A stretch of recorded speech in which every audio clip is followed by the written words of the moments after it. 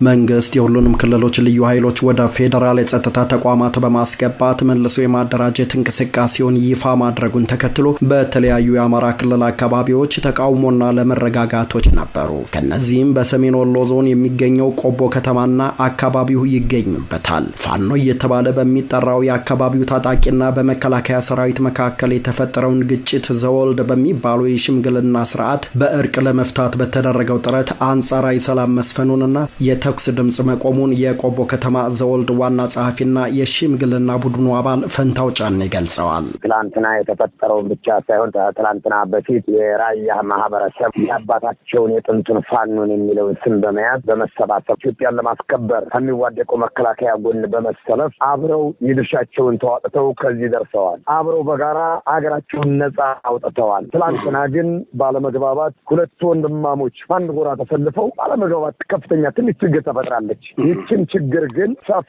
እያለ በምትመጣበት ሰዓት የአካባቢያችን ራያ ዘወልድ የሚባል አለ። ያንን ይዞ በመጓዝ መሰል ሽማግሌዎችና ሃይማኖት አባቶችን ይዞ በመጓዝ ሁለቱን ግራና ቀኝ ያለውን ጎራ አገናኝቶ ያሉትን ችግሮች ፈትቶ አብረው እንዲቀጥሉ አስደርገናል። መግባባት የተደረሰባቸውንና በሚቀጥሉት ጊዜያት የሚሰሩ ተግባራትም ላይ ውይይት መደረጉን ያስታወሱት ብዙ ለኢትዮጵያ ሲሉ እጃቸው የተቆረጠ አካላቸው የጎደሉ ወጣቶች ፋኖች ይኖራሉ። እነዚያን ግን ከመንግስት ጋር እየተነጋገሩ ቁስለኛም በቁስለኛ የሞተን የደም ካሳውን ማንኛውም ነገር መንግስት ባወረደው ኦሪንቴሽን ገበሬውም ወደ ገበሬ ግብርናው የግል መሳሪያውን ተፈቅዶለት በግሉ ነጋዴውም ወደ ንግዱ እንዲሰማራ መንግስት የሚመለከታቸው አካሎችና የሀገር ሽማግሌዎች ጋር ውይይት ፈጽሟል። አብረን በጋራ ሆነን እንድንፈጽም አስደርገናል። ትናንት የእርቅ ሂደቱን የሚያሳይ ተንቀሳቃሽ ምስል በማህበራዊ ትስስር ገጾች በስፋት መለቀቁን ተከትሎ ጉዳዩ የብዙዎቹን ትኩረት ስቦ ነበር። በተለይም ከሀገር ሽማግሌዎችና የሃይማኖት አባቶች ጎን ተሰልፈው እርቁ ውጤታማ እንዲሆን እርፎ መረባ ያሉ ጸሎትና መልእክት ካስተላለፉት እናቶች ጎን እንደነበሩ ስማቸውን ከመጥቀስ የተቆጠቡ አንዲት እናት ተናግረዋል። እርፎ መረባ ትልቅ የእርቅ ስነ ስርዓት ነው እና በዛ መልኩ ነው ግጥሙን የምትገጥመው አንድ ሴት ነች። አደሬ ለብሰው ጉፍታም ይባላል። ያንን ለብሰው ነው ባካችሁ ልጆ ተብሎ የተለመነው እና እርፎ መረባ መረባ ይላል ተቀባዩ። የገባብን ሰይጣን ይውጣልን፣ አላህ ያውጣልን፣ ጌታ ያውጣልን እያሉ እንትን ይላሉ። ከሽማግሌዎቹ ባሻገር የሴቶቹን እንባ ነበር ሲያዩ የነበሩት እና በጣም ልብ የሚሰብር ነበር።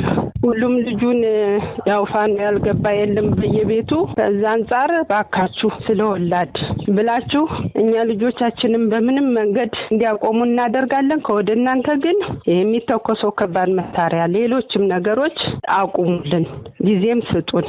ልጆቻችንን እስክንመክር ሄደንም እስከምንሸመግል ድረስ ጊዜ ስጡን ተባለ። እሻለ አስተያየት ሰጪዋ ለሰላም ሲባል ረጅም የእግር ጉዞ እስከማድረግ መድረሳቸውንም አክለው ጠቅሰዋል። ቆቦ ነው ስብስባችን የነበረው። የአላማጣ ከተማ የአገር ሽማግሌና የሃይማኖት መሪዎች መጥተዋል። እንደዚሁ የሃይማኖት አባቶች፣ የአገር ሽማግሌዎችና ወላጆች ነበር በጋራ ሽምግልናውን እንዲቀጥል ያደረጉት። ሞት ይቅር፣ እርስ በርስ መጋደል ይቅር፣ በጋራ ሆነን የሚጠየቀውን አካል ጠይቀን ይህ ግጭት እንዲቆም እናድርግ የሚል ነበር። ከዛ በጋራ ሆኖ ጮሬ የሚባል ቦታ አለ፣ የመከላከያ ካምፕ ያለበት ማለት ነው። እዛ ነው የተሄደው። 5 ኪሎ ሜትር በላይ ይሆናል። ሁላችንም በእግራችን ነው የሄድነው። እርቁን ተከትሎ ቆቦና አካባቢዋ አንጻራዊ ሰላም ሰፍኗል፣ የተኩስ ድምጽ ቆሟል፣ መደበኛ ስራዎች ጀምረዋል ይላሉ የአካባቢው የመረጃ ምንጮች። ራሱን የምስራቅ አማራ ፋኖ የሚለውን አካል አመራር ለማግኘት ያደረግነው ጥረት ለጊዜው ባይሳካልንም በክልሉ መንግስት በሚተዳደረው የአማራ ሚዲያ ኮርፖሬሽን ላይ አስተያየታቸውን የሰጡት ፋኖ ምሬ ወዳጆ ከመከላከያ ኃይሉ ጋር ባለመግባባት በተቀሰቀሰው ግጭትና በደረሰው ጉዳት የተሰማቸውን ሀዘን ገልጸዋል። መከላከያ ማለት በዚህ ትግል ላይ ብዙ አስተዋጽኦ ያደረገ እጅግ የምንወደው የምናከብረው ወደፊትም ቢሆን አገር ነው፣ ተቋም ነው። በጠፋብን ህይወት በተለያየ ቦታ እጅግ አዝነናል።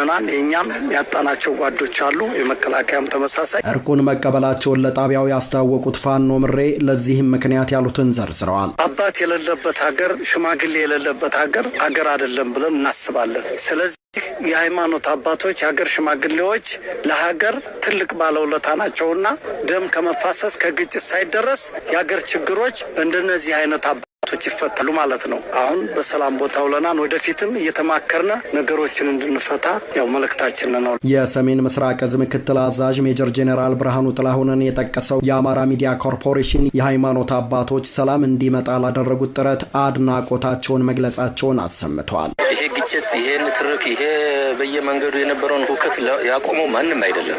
የሀገር ሽማግሌ መሀል እየገባ ነው ያቆመው። ፋኖ በአማራ ክልል የተለያዩ አካባቢዎች የተደራጁ ወጣቶች ታጥቀው የሚንቀሳቀሱበት ኢመደበኛ አደረጃጀት ሲሆን እንደየአካባቢዎቹ በሰብአዊ መብቶች ጥሰቶችና ወሰን የተሻገሩ ጥቃቶች ከአንዳንድ ወገኖች ክስና ውንጀላዎች ይቀርቡበታል። በወልዲያ ዩኒቨርሲቲ የታሪክና ቅርስ አስተዳደር ምሁሩ ማህደር ታደሰ ዘመናትን የተሻገረው የሽምግልና ስርዓት የከፋ ደም መፋሰስ እንዳይፈጠር የላቀ ሚና ተጫውቷል ብለዋል። በሀገር ደረጃ ፍትህ ሲጓደል፣ የመንግስታዊ ስርዓቱ ሲላላ፣ በአካባቢው ላይ መደበኛ የተባለው የአስተዳደራዊ ስርዓት በማይኖርበት ሰዓት ልክ መንግስት እንዳለ ሰው አክሲዮን እንዲያደርግና እንዲህ አይነት ችግሮች እንዲህ አይነት አለመረጋጋቶች እንዳይፈጠሩ ትልቅ ሮል ይጫወታል። ምናልባት በዳይ የሚባለው ወገንም በዚህ ስርዓት ውስጥ አልካተትም አልገባምም ካለ እንበደዴ የሚባል የመጨረሻ እርምጃ እስከመውሰድ ድረስ።